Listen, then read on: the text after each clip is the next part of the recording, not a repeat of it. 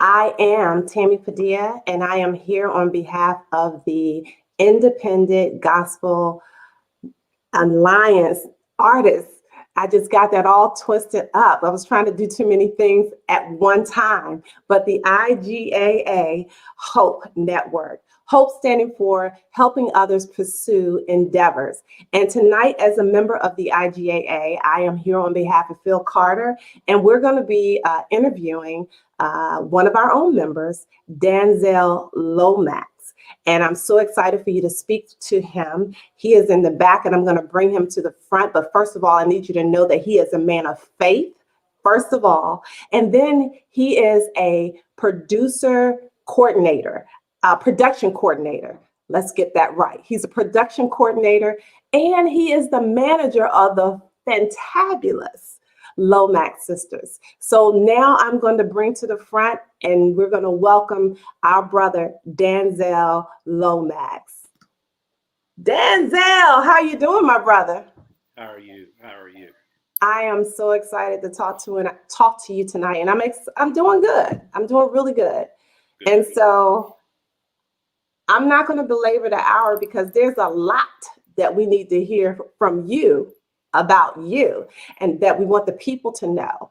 So first of all, I'm just going to start out with, I know you were reared here in Maryland, Beltsville area, and you have Okay. and you have come up and you've gone to school in the area. Let's talk about initially, once you graduated from high school, what did you do? Well, when I graduated from high school, that was in 1982 from the High Point High School. Um, you, Everybody was going to college in my family, but I was Mhm. like, man, look, I barely got out of high school. So, and I'm being honest, I was going to get suspended on the last day I was there. Um, and I was like, look, I know what my passion is. I know what I want to do. And I've Mhm. always been strong willed, and I'm going to do what I want to do. My sister's just, oh, you need to go to college. I'm like, that'll be a waste of my money and my father's, Mhm. and my mother's, especially hers. Okay. So it I found a school, Omega Recording School in Rockville at the time, Oh, and I went to. I pursued my passion of becoming a recording engineer. okay. And so let me go back because you said something key, which I think is so important. You mentioned your family. Hmm. Tell us a little bit about your family, I have siblings. four sisters, as you all know. Right. Uh, Sharon, Valda, Lolitha, Dorothea. Hmm. And I have two brothers, Durrett and Rendell. Rendell is my youngest brother. Durrett is my much Hmm. older brother. Okay. Had to get that in. He's only Yes. a few months older than me. Show the difference, right? There's a difference there. Yeah, yeah. So there's Hmm. seven of you all. Yes. Wow, the number of completion, right? Is it? So, so, so you went to school for production, Hmm. and obviously your sisters sing. Does everybody sing in the family? We are blessed with some very talented singers. I have one cousin, Audrey, Hmm. that used to sing with Chic. And Oh, I have another cousin. She was road managing for the Google. What do they call the something girls? I can't remember the name of them. oh, And her portfolio is wide. Now she's okay, living in Nashville doing in-ear with an in-ear company. I'm gonna see hmm, if I can't get something from her. I hope she see this. right. I'm My messing name's with Tammy Padilla. no, but Charity she is. I'm very proud of her and her accomplishments in the production world. She's famous, as I say.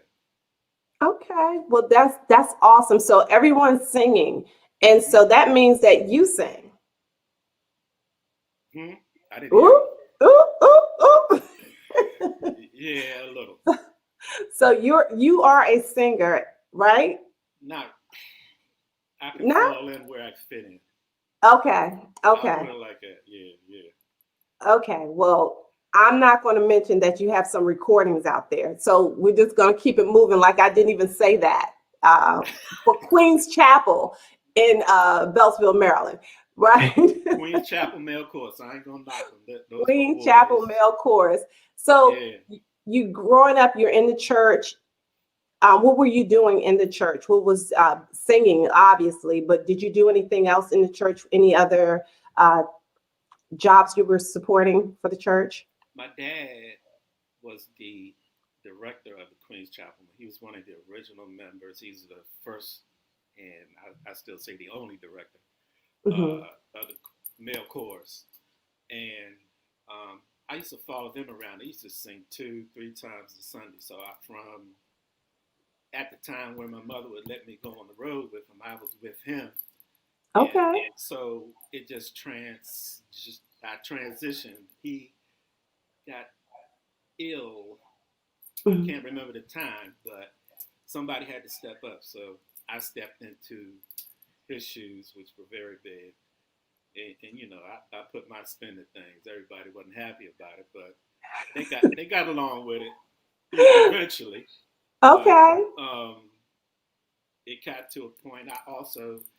I ran the sound in my church, Okay. and that's where my passion really grew from.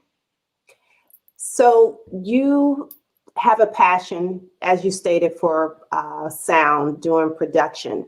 So when you finished with the Omega School, what did you do? What job did you go into coming out of Omega? One of my first gigs was working for Van Halen, rock, Work for where? working at the Capitol Center for Van Halen. Oh my goodness, really? Yeah, it, Okay. that was an experience. As a matter of fact, I was the road manager asked me if I wanted to go on the road, and I came home and I was like, "Hey, Mom, I got a job going. I'm going on." She looked at me like, No, "Yeah, you're okay. not. Go ahead back out that door, see what happens." And I was like, "Huh? What this?" So you know, I knew better. I was very obedient. Okay, well, Now my good, because family will say something else, but you know, right. So you did that, and what else did you do after that? Like, what were you doing to make money after, coming out of school, working that job, that particular job? well, at that particular time, it wasn't um, easy to get Hmm. into certain uh, areas of the production world, especially Okay. if you were black. I'll just be Okay. honest. All right. Hmm. And you had to find your end to get to where you wanted to go. And Okay. you know, some people everybody's path is different. So Hmm. you meet people, you find out what they really about. If they are going to look out for you, if not, you know, nah, push it on. It's at that time in the '80s, there weren't too many black-owned companies, but Okay. now that trend has changed, and you know, we're out here full steam ahead. We can hold it down better than a lot of the major production companies out Okay. And so you couldn't get a job doing your passion. So what did you end up doing? here. To get, like I said, the different paths.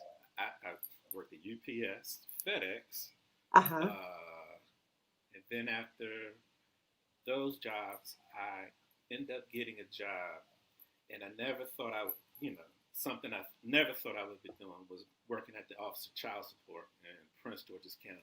Palmer Park, Maryland was my very first assignment. I Okay. was the intake specialist. I would take people in their applications for child support and Hmm. enter them into the system and get them a court case, get them on the docket, basically. Yeah. Wow. That's very interesting and quite a left turn from what your passion was. So how long did you do that, and what did you get from that job? Did you feel helped you in the future? Well, I have to say this. There was somebody took a chance on me for real. Okay. Um, I interviewed for the job. I'll never forget it. Miss Linda Box. I sat down. She said, "Tell me about yourself," and I was like, I couldn't say nothing. She's looked at me like, "I know you have to know something, Mr. Loma." I was like, I'm done right now. And when I left out that at the office, I was like, well, let me move on because I know she's not gonna hire me. Wow. But she saw something in me that I didn't even see in myself, and she hired me. And I stayed there. I started out as a tech in the Hmm. Palmer Park office, Hmm. and I was just settled. I was, oh no, I don't need to go nowhere. She's like, no, you need to move here, and I was like, okay. I became a caseworker. After caseworker, I had to go to a call center. I was Hmm. then from a call center. I ended up going to Baltimore to work. And Okay.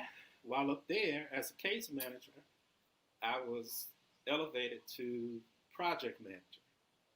Wow. Yeah, after And you project had no experience doing this at all, dealing with child services at all. none, I was Wow. green and I learned a lot. Um, and but it was a blessing. Okay. And so you're there as a program manager. How did you get back to your passion? What happened that led you back to doing what you love to do? I was in my office. Our main office was in Greenbelt, and it was on the Hmm. top floor, and I had my own office. I did nice Oh, you corporate was doing world. some Oh things, yeah, huh? yeah. I was like, why am I here? And I had heard this sermon one time, Jeremiah Wright, of all people, Hmm. and I heard it, and it always stuck with me. And it was the title of the sermon was "Flapping or Flying," and I Say that one knew more time. flapping or flying, and Okay. I, it just stuck with me. Flapping or flying. Yep. Okay. And I got to a point with Ashland Management Group. I'm sorry, I didn't say who they were. And I said, listen, I know there's something else that you're telling me to do. And I just went to her office and I said, Ms. Botts, I'm going to be leaving in 2 weeks. And she had just given me an assignment to run a program in Virginia for at-risk children. And Hmm. I was like, she looked at me like, boy, I could blow your head off right now. And Right. She done took a chance on you. that was 10 years later, after being with her for 10 years. And I said, I Wow. have to make this jump. If I don't make this jump, I feel as though I'm not going to do what I've been called to do. You would have been flapping. Yeah. And so a friend of mine, I have to mention his name because he'll let me know, Kevin Prince. Uh-huh. He he said, "Hey man, we're hiring at my job, which was Freeman." And I just said, "Hey man, I'll be there in 2 weeks. What's up?" And he said, "Oh, they want you." And Wow. I went And you from never look back. nope, never did. Wow. Then 2 years into that, the company closed their office, and that's when Hmm. Max Productions, my company, was born. And I just Your said, "Hey, current business. yeah, I'm not going back to. This is what I want to do, and this is what I haven't done without. I've been blessed ever since." Wow. So let's get into you're doing the thing that you love the most, doing have opened up your own business, entrepreneur, and then you do something else. You take a step back to support family. What happened there? How did that happen? And how did you support your family? Well, I was directing the male course, and I kept my sisters. Um, Okay. it evolves with them. They're very active in the church all their life, Hmm. 100%. And I just kept saying, listen, they can do more than what they're doing. They have to do more, you know. And Mm-hmm. they never want to be out front. They always, I'm like, nope, nah, it's time for y'all to move forward. Let's go. And I stepped back from being the director of the choir so that I could push them forward to do what God is calling them to do. And Wow. it's it's a hard task because they're older than me, and so me trying to manage them is fun, but it's rewarding, but it's a task. Mm-hmm. All right, because you got four older sisters. They're gonna tell you what to do eventually. They try to, but And they're all very strong in their personalities too. I'm stronger. They know. Okay. Yeah. So you all, I'm sure, will talk after this Whatever. discussion. I gotta So, talk trash while I can. They ain't here right, to interrupt me. I'll let you have your day. I'll just, Thank you. I Thank was you. just like I was there. I was there. Uh, So now you step back. You have been promoting your sisters, doing the production coordination for them. I understand you have a major testimony as it relates to um, being provided a special gift back in 2014, I believe. Can we talk about that? Can you inform the people about what happened to you back in 2014? well, it's a. I'll give you a snippet. It's a much longer story than that. It started Oh, from birth, um, but I can go back up to 10 years because, like I said, I'll just say read the book. It's on the website. okay. um, it 2009 Mm-hmm. is when I started to notice that I didn't even notice it. My general practitioner noticed it, Mm-hmm. that I was starting to have kidney failure. And I knew as a much younger adult that I was going to eventually have to deal with kidney issues. Mm-hmm. But at that time, they didn't have kidney transplants, and they came later. Got Um, 2009, I believe my mom had a major stroke, it. and Okay. I think it's hard for me to remember, but I think that's when I started to decline with my Mm-hmm. kidney, and I went on dialysis the year of 2010, and but it didn't stop me from doing what I wanted to do. I was on dialysis for close to 5 years, and I received a kidney in 2014 of So you September. said 5 years you were on dialysis? Mhm. Okay. For five Wow. years, yeah. Okay. Um, but it's I try to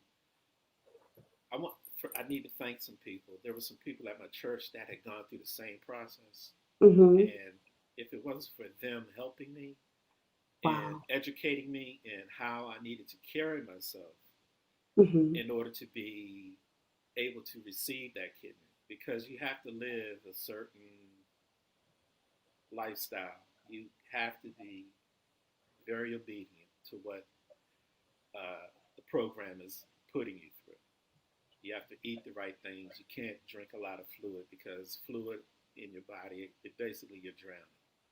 Mm-hmm. Um, and it also makes your heart pump more. So I had to really manage what I ate, what I drank, and all of that. It was a task, and it was almost where I was getting to the part where I was going to start doing home dialysis, and I was Mm-hmm. like, yes, I'll be able to do it every day. I'll be able to go home. But I knew there was some risk for me to even do that because it has to be a very clean and sterile environment for you to do that kind of health Treatment. management. Yeah.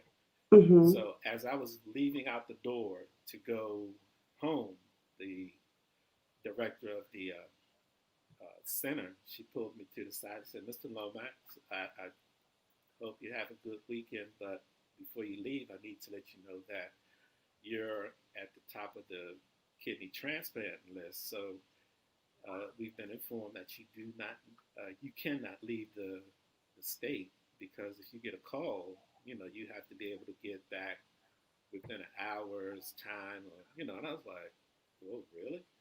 So I didn't expect that because that was the last time I was having hemo because I was getting ready to To the transplant to in-home. yeah, and I was like, "Whoa, that's crazy." So I went home. I told everybody what was happening, and I was on pins and needles. And I think that was in August, Okay. and maybe it was funny. I was home, and I was like, "Man, I'm waiting on this call. I'll be glad when they call because I'm ready to, get running."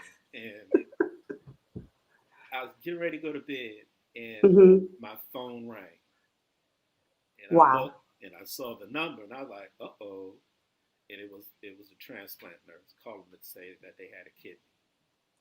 And I Wow. was like, wow, God has a way of revealing himself in so many different ways. He revealed himself at that time when I was starting to go in the direction that I thought was best. He's like, no, Hmm.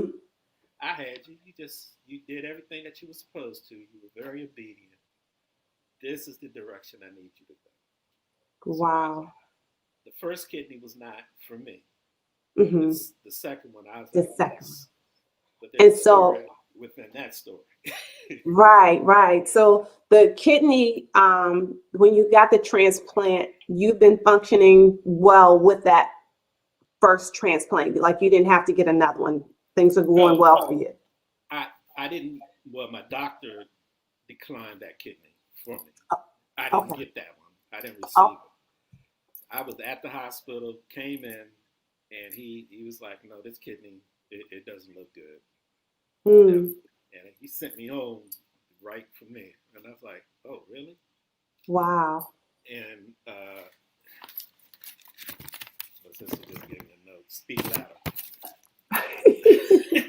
um, I, and I went to came back home, and maybe a day later they called me back, and I had Wow.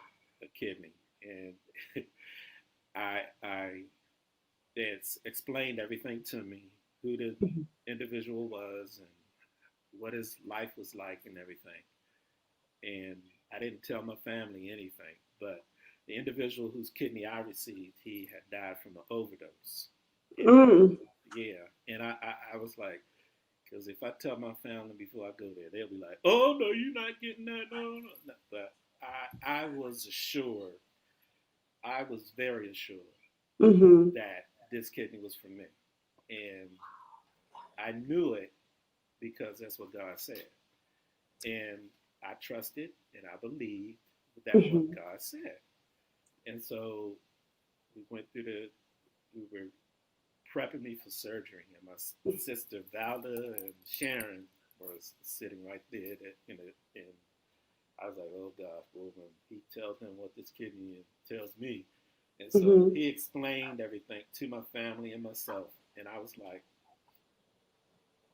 this, he explained it. And when he said, yes, this kidney is coming from an individual that died from a drug overdose. And when he said that, my sister was like, oh, and I looked at them and I said, just chill. And we Okay. just went through it, and then he finished explaining, and I had to sign a document, Hmm. and I signed it. And before I signed it, I said, "Listen, y'all, don't worry. This is all gonna be okay." And And it sounds like it's been okay. it's been very okay. Oh And my goodness. Praise God. I'm just sitting here saying, oh wow, oh wow, oh wow. Because your faith, you're just trusting God, and you're believing that He is ordaining your steps, and it sounds like that's prevalent throughout your life, and the things that you've done. So you have the kidney, you have now had the kidney for now 6 years. Six, six since September. Congratulations. Yep. Congratulations to you. And, with organ donors, do you have anything you want to say about organ donors? And Especially into the African American uh, mhm, community. Don't listen to the wrong information. Study it, find out about it. Um, Before I had lost function in my kidney, I would not have thought. But once I did some research and learned mhm, that this is something they're doing every day, and that they have medications to help you to sustain your life, mhm. I was like, I was sold. I'm like, oh yeah, this is if it's gonna keep me in longer to do what I want to do and to honor you, Lord. Yes, I'm gonna be doing this. Yes, Wow. and so I encourage anyone. Um, you can call or you can reach out to me, and I'll talk to you about it. Or if I don't know it, I'll find somebody that does. So Wow. I will definitely make sure your information is placed in the screen for people to contact you. So I thank God for your life. I thank God for you following his guidance. And I'm going to turn the conversation right there and ask, what would you say to the people out there that are listening to you right now? How would you give them a ray of hope? trust in the Lord with all of thine heart, and lean not to your own understanding. In all of your ways, acknowledge him, and he will surely direct your path.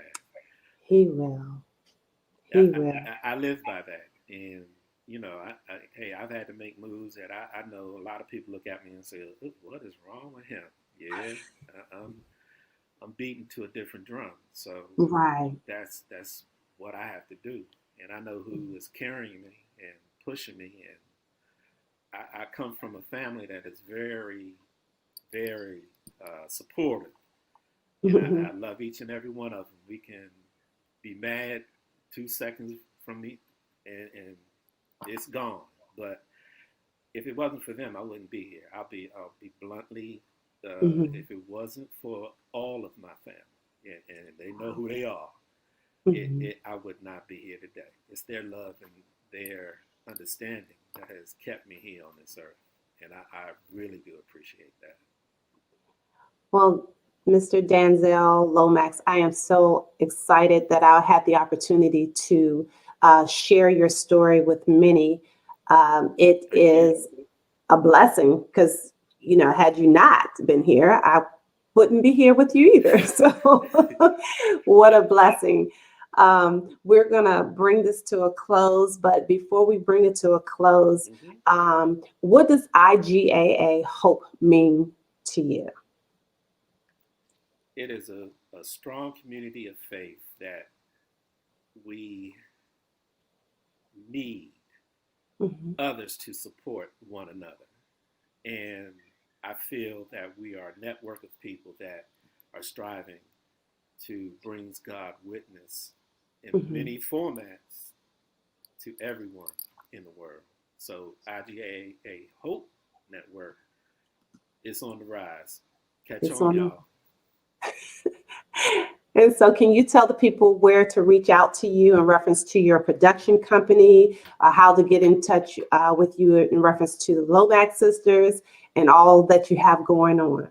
Yeah, if you just reach out through the Lomax Sisters Facebook page, or yeah, and I'm the one answering those questions and things, and you can contact me through there. That's the quickest way to reach out to me. Okay. All right. So for those of you that are interested, you can reach out to Mr. Lomax. The information is at the bottom of the screen. And I hope that you all reach out to them. You can look them up on YouTube to hear some of their fantabulous music, as well as his music, which is on there as a part of Queen Chapel. And then you can also reach out to him in reference to production. So he is available for that business to help you with your productions. He loves to do this. So thank you so much for joining me, Danzell. There's so much more that we could be talking about, but that's it for another show. So, Okay. so I thank you, and I am going to say good night to you and to everyone that is out here. I'm going to put Mr. Danzell. Thank you so much, Danzell. Just hang in there for a minute, Danzell, while I say goodbye to the people. Sure Hold thing. on. So thank you all so much for joining us tonight. I am going to continue to talk to Mr. Danzell because he's got a lot of information in reference to who he is as a person. But I am here. My name is Tammy Padilla. I'm here tonight on behalf of the Independent Gospel Artists Alliance, HOPE, helping others pursue endeavors on behalf of Phil Carter. So thank you so much for joining us. Please, in the future, go to our IGAA Network HOPE page on Facebook, where you can look at our events. You can join us. And in reference to tonight, you can go back and look at the Lomax sisters interview that was done by Stephanie Carter. So thank you. We want you to have a great night, and we hope to see you back again. And you can join me this Thursday, because I'm going to do a show this Thursday. Let's talk about him. You can join me on my Facebook page, Blessed Touch LLC, and I'll be closing out the new year with my husband. So come and join us. We'll have a good time. Many blessings to you from the IGAA HOPE. Happy New Year's if we don't see each other again. Bye.